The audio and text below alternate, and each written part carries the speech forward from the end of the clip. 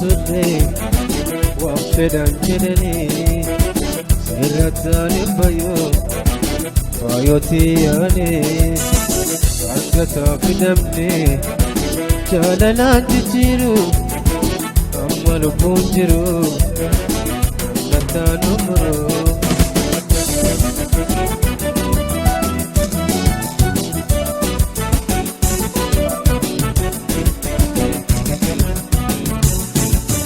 Waa'ee jiruu kootii kan beekuun sanuma waan fedhan jedhanii kan naftu taanama saatoo fi kananii kophaa jiraachuurra si waliin agabu muluun narra jira.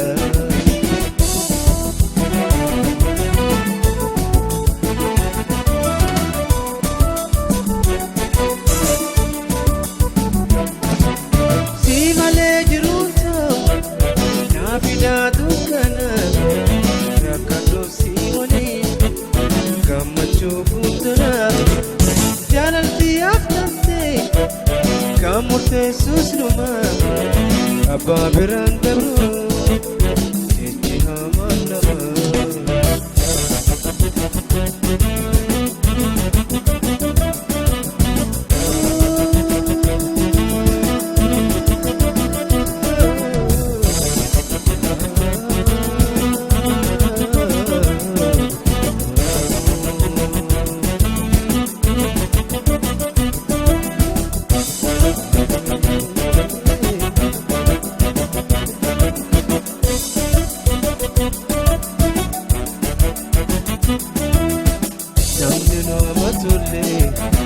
Waan fedhan jedhanii sirrattaan hin faayootii yaane argataa fidamne jaalalaan jijjiiru amma lubbuun jiru ammataan umroo.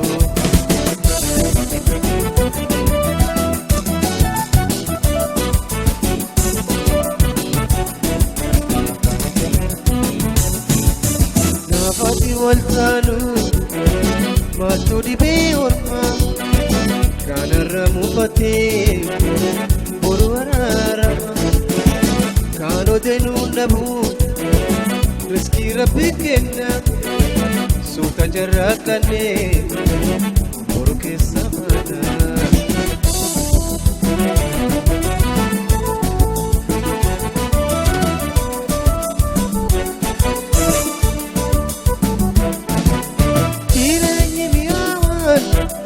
Jaalalarraa burqaa hin qabeenya billaa fi maallaqaa irra fiixee jiru kaananii filadhu si waliin jiraachuu kan tolee kadhatu.